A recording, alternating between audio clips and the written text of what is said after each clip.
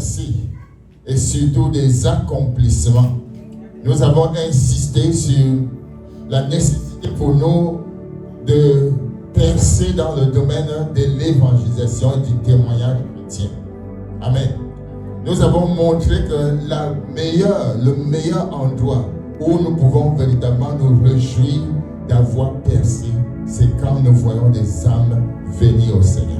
C'est quand nous nous laissons utiliser comme un instrument entre les mains du Seigneur pour être un canal de communication de la vie en Jésus-Christ. Amen. Donc le mois passé, nous parlions des accomplissements et de la percée. Et ce mois, lorsque nous entrons dans le mois de la louange, je veux utiliser cette louange-là, la louange comme une clé pour la percée. Amen. Louange comme clé pour la percée, c'est le thème de mon message ce matin. Alléluia. Bien-aimés, la louange c'est quoi? La louange. Nous avons lu le psaume 103 tout à l'heure, où la parole de Dieu, le psalmiste dit, louez l'Éternel, ou plutôt que mon âme bénit l'Éternel. Et que tout ce qui est en moi bénisse son Saint-Nom. Mon âme bénit l'Éternel et n'oublie aucun de ses bienfaits. Alléluia. Les bienfaits de l'Éternel sont une occasion pour nous de le louer. Et Dieu a fait pour nous des bienfaits. Pardonnez-moi, j'ai oublié dans les annonces de vous annoncer que nos bien-aimés Boris et Manuela ont avancé d'un pas encore supplémentaire vers le bonheur. Celui qui a trouvé une femme a trouvé le bonheur. Hier, il y a eu les assises familiales pour ce qu'on appelle le mariage traditionnel. Amen. Mais nous avons fait ça chrétiennement traditionnel. Amen. Gloire à Dieu. Est-ce qu'on peut acclamer le Seigneur pour Dieu? Samedi prochain, c'est l'apothéose. C'est le mariage civil et religieux, n'est-ce pas? Que Dieu vous bénisse, nos deux bien-aimés. Donc, la louange de quoi? Louer le Seigneur, c'est dire merci à Dieu pour ce qu'il a fait. Louer le Seigneur, c'est dire merci à Dieu pour ses bienfaits dans nos vies. Dieu est non seulement le Dieu créateur, mais il est aussi le Dieu qui fait des choses dans nos vies. Dieu accomplit des actes dans nos vies. Et chacun peut témoigner que Dieu a fait quelque chose dans sa vie. Amen. Chacun peut faire le recensement, peut faire le résumé, peut accumuler des choses et les observer et constater que c'est Dieu qui a fait ces choses. Amen. Je veux nous inviter à faire comme le cantique nous demande. Compte les bienfaits de l'Éternel. Est-ce que tu comptes les bienfaits de l'Éternel chaque jour? Je nous laisse quelques secondes juste en pensée de compter les bienfaits de l'Éternel dans ta vie. Juste fais une petite promenade, une petite rétrospective dans ta vie. Et compte les bienfaits de l'Éternel. Amen. Juste prendre un moment comme ça, te promener dans les jardins embaumés, te promener sur les plages, te promener dans les vallées où tu es passé, te promener sur les montagnes où Dieu t'a amené, te promener un peu partout et de constater que Dieu a fait pour toi des merveilles. Si c'est le cas, je vais t'inviter à clamer ce Dieu. S'il a fait pour toi des merveilles, lève-toi et acclame-le. S'il a fait pour toi quelque chose de particulier, lève-toi et acclame-le. S'il a fait pour toi quelque chose, lève-toi et acclame-le.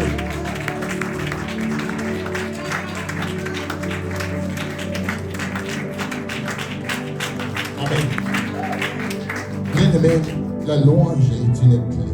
Nous pouvons nous asseoir. La louange, bien-aimés, c'est la clé de la personne. La Bible nous raconte le témoignage de plusieurs personnes qui ont expérimenté des percées surnaturelles simplement en activant Et cette clé-là, la clé de la louange. La Bible nous raconte des hommes et des femmes qui, dans des moments, des saisons difficiles, ont simplement loué le Seigneur et ont vu Dieu intervenir. Il y a une puissance dans la louange. Dis-le à ton voisin. Il y a une puissance dans la louange. Amen. Il y a une puissance dans la louange, bien aimé. Je dis, il y a une telle puissance dans la louange. Lorsque tu commences à louer le Seigneur, bien aimé, il y a des choses qui s'arrêtent. Des choses qui venaient contre toi, qui sont repoussées. Lorsque tu te mets à louer le Seigneur, les paramètres changent. Les choses ne se font pas comme ça devrait se faire. Tu sors des normes, tu entres dans le surnaturel, dans les normes de Dieu. Lorsque tu te mets à louer le Seigneur bien-aimé, tu viens de changer les mathématiques. Tu entres dans les mathématiques de Dieu. C'est-à-dire que là où c'était impossible, ça devient possible. Quand tu te mets à louer le Seigneur, tu te dis à toi-même, je veux voir le miracle de Dieu dans ma vie. Je veux voir le miracle de Dieu dans ma famille. Je veux voir le miracle de Dieu dans mon service. Je veux voir le miracle de Dieu dans mon ministère. Quand tu te mets à louer le Seigneur qui t'a appelé à lui, les choses changent. Tu ne vois plus le monde de la même façon. Amen. Tu ne vois plus le monde de la même façon. Bien-aimés, alors que nous commençons ce mois, je nous invite tous à faire un sacrifice d'action de grâce à Dieu. Amen. Le sacrifice coûte cher. Cela veut dire quoi? C'est de faire un engagement à louer Dieu en tout temps, en tout lieu, à tout moment, devant les épreuves, devant les temps difficiles, comme devant les défis. Est-ce qu'il y a des gens qui veulent prendre cet engagement ce matin? Est-ce qu'il y a des gens qui veulent prendre cet engagement ce matin? Tu n'as pas encore vu, mais tu commences déjà à louer Dieu. Tu n'as pas encore entendu, mais tu commences à louer Dieu parce que tu le vois déjà à l'action. Dieu n'est jamais en retard. Dieu connaît toutes choses. Il est notre Père. Nous l'avons chanté tout à l'heure. Emmanuel, Dieu avec nous. Amen. Je vais inviter tous les étudiants ce matin à voir déjà leur succès à la fin de cette année scolaire.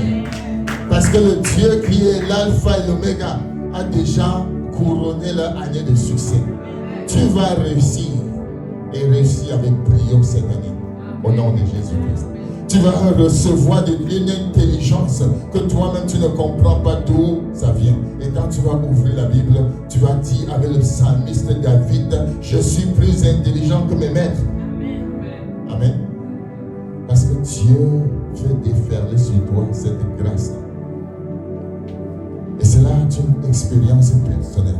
Quand nous louons Dieu bien-aimé, nous faisons intervenir Dieu. Et lorsque Dieu se présente, la bataille est remportée. Amen, tu n'as pas compris. Lorsque Dieu se présente, la bataille est remportée. Lorsque Dieu se présente, le doute se dissipe. Lorsque Dieu se présente, la peur s'enfuit. Lorsque Dieu se présente, la Bible dit, Dieu s'élève et ses ennemis se dispersent. Bien-aimés, il y a des exemples dans la Bible. Un exemple qui nous revient à l'esprit maintenant, c'est quoi? Les murs de Jéricho qui constituaient une limitation pour le peuple. Une barrière infranchissable furent écroulées par la puissance de la louange. Ils ont simplement obéi à ce que Dieu leur dit. Loue le Seigneur, louez l'Éternel. Ils ont obéi aux instructions de l'Éternel et les murs se sont écroulés. Amen. Ces murs-là symbolisaient les limitations, ce qui t'empêche d'avancer jusqu'à ta destinée et jusqu'à ta destination. Ces murs-là représentaient tous ces obstacles qui se dressent devant nous pour t'empêcher de vivre et d'expérimenter la vie abondante que Jésus a donné. Je Je suis venu afin que mes brebis aient la vie et qu'elle ait en abondance. Cela, le mur de Jéricho, bien aimé, était d'une grande épaisseur. Aujourd'hui, nous savons que le mur de Jéricho était d'une épaisseur de 2 mètres. 2 mètres de hauteur, de 5 mètres, 2 mètres d'épaisseur et de 5 mètres de hauteur. C'était un mur géant, plus géant que Goliath. Amen. C'est un mur. Il y a des choses qui se tiennent devant toi comme des murs infranchissables. Amen. Et quand tu regardes avec les yeux humains, tu dis, comment est-ce que je peux renverser ces murs? Comment est-ce que je peux vaincre cet obstacle? Comment est-ce que je peux triompher de cette faiblesse? Je suis pris dans une prison. Comment est-ce que je peux en sortir? Bien aimé, je t'invite à prendre ta guitare. Je t'invite à prendre ta louange, ton cantique, à changer de cantique. Ça veut dire quoi? À changer de langage et de confession. Ce que tu confesses, bien aimé, se réalise. C'est pourquoi je t'invite à déclarer ce que tu veux voir venir. Amen. Déclare ce que tu veux voir venir. Car le pouvoir est où? Sur la langue. Bien aimé, la stratégie de Dieu pour se débarrasser du mur de Jéricho n'a pas été une grande armée. Mais la stratégie de Dieu pour se débarrasser du mur de Jéricho a été une armée d'hommes et de femmes qui le louent.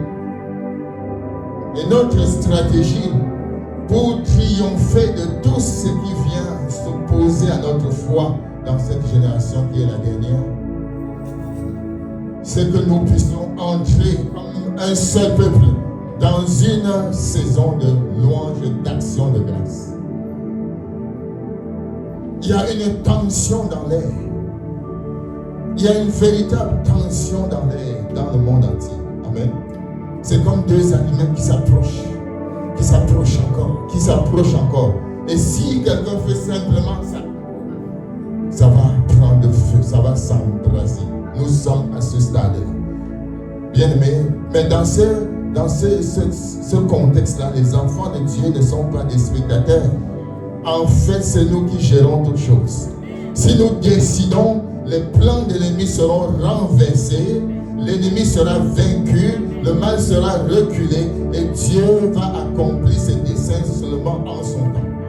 Mais là, l'intention de l'ennemi, c'est de précipiter les choses pour emporter plusieurs dans son temps. Et nous, enfants de lumière, par la louange vivante, nous allons renverser les pensées suicidaires. Nous allons renverser les doutes et les peurs. L'incertitude, les craintes, les questionnements, la peur, bien aimé, est renversée par la louange. Dieu avait demandé à Josué d'engager l'arme de la louange, appelée en hébreu Toda. Dis à quelqu'un Toda. Ça, c'est la louange.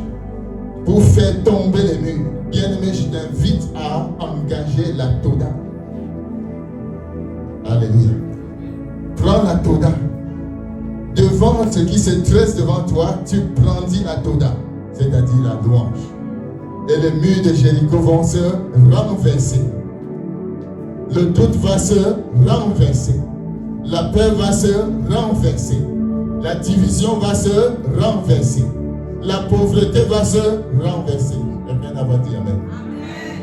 Dans tes poches qui sont sèches, tu ne peux pas les remplir en pleurant. Amen. Mais en louant le Seigneur et en travaillant fort. Amen. Dis à quelqu'un en louant le Seigneur et en travaillant fort.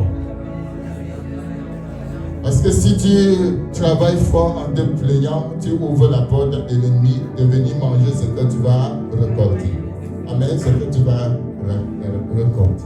Mais si tu travailles fort en louant Dieu pour la force qu'il te donne au quotidien d'accomplir ses tâches, bien aimé, Dieu va bénir et l'ennemi ne pourra pas dévorer. La Bible Bible dit que le peuple monta dans la ville, chacun devant soi, et il poussa des cris, et ils sont mis à pousser des cris. Avant cela, ils ont lancé ces cris-là lorsqu'ils ont entendu le cri de la trompette. Amen. Le cri de la trompette étant lancé, ils ont poussé des grands cris. Et qu'est-ce qui arriva? Les murs se sont écroulés. Dis avec moi, mes murs de peur s'écroulent. Mes murs de doute s'écroulent. Mes murs d'incertitude s'écroulent. Mes murs d'échec s'écroulent. Mes murs de chômage s'écroulent. Si tu travailles, ne dis pas ça. Amen. Alléluia.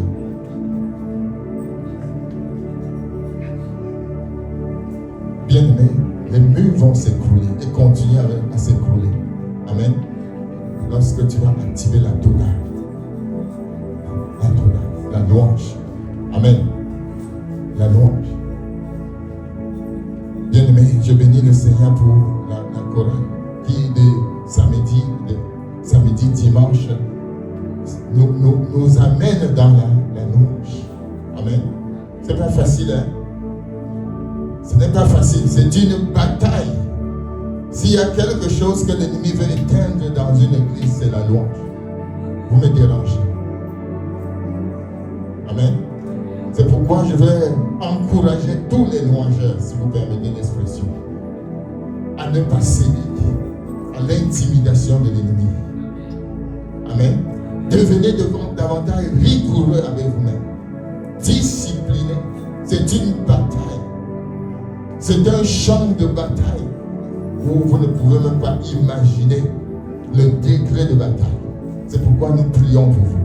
Mais disciplinez-vous et dites-vous, je suis dans le champ de bataille. La Toda est entre vos mains pour amener l'église encore plus loin.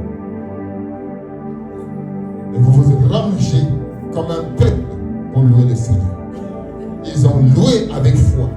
Ils ont continué à louer avec foi. Ils ont continué à louer avec foi. Et les murs se sont écroulés. Amen. Plus tard, on va lire ce témoignage de Hébreux chapitre 11, verset 3. Par la foi, le mur de Jéricho tombait après qu'on eut fait le tour pendant 7 jours. Amen. Pendant 7 jours.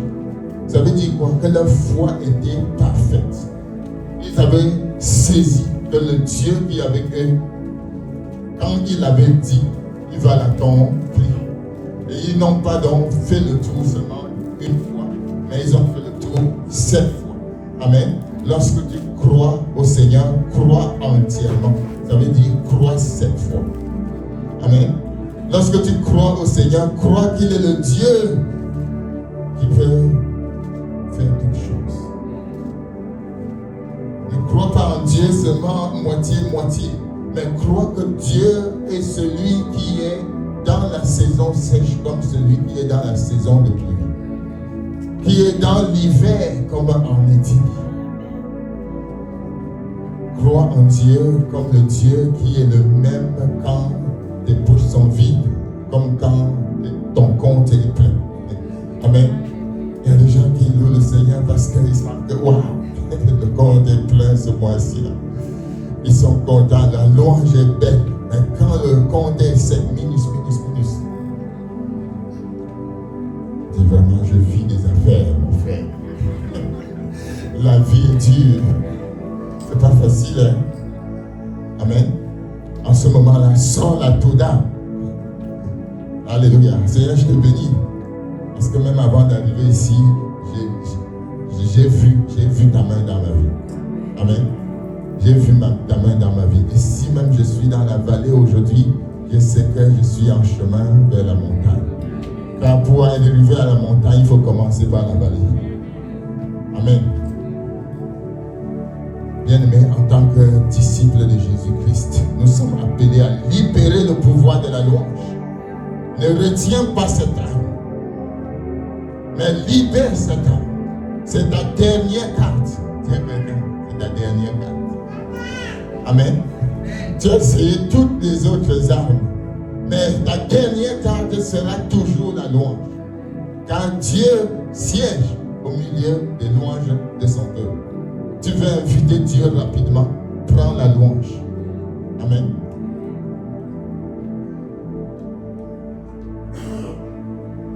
Bien-aimé, l'action de grâce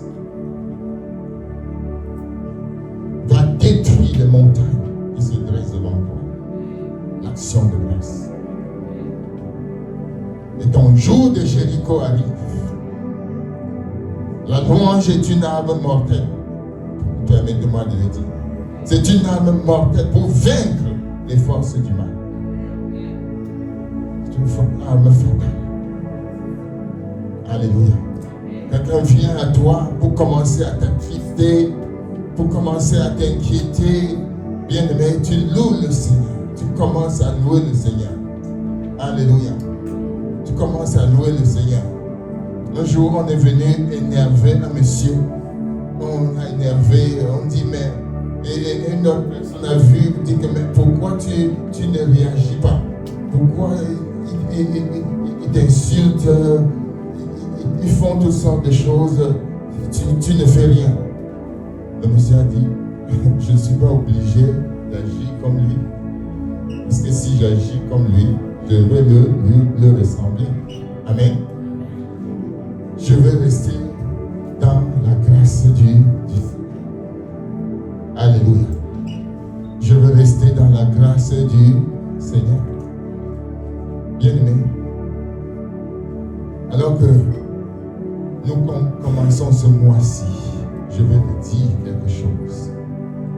Tu dois dire non à ce qui n'est pas de Dieu. C'est-à-dire la tristesse, l'inquiétude. Et tu dois entrer dans la Toda. C'est la clé pour la percée. C'est la clé pour recevoir ton miracle.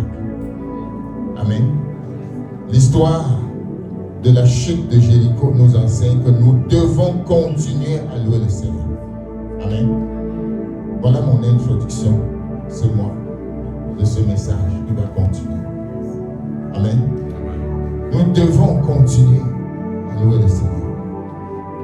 Nous devons continuer à le louer, à le célébrer. Et le Seigneur qui écrit l'histoire va écrire la nôtre. Le Seigneur va écrire ton histoire alors que tu es dans la louange et l'adoration. Amen. Gloire au Seigneur.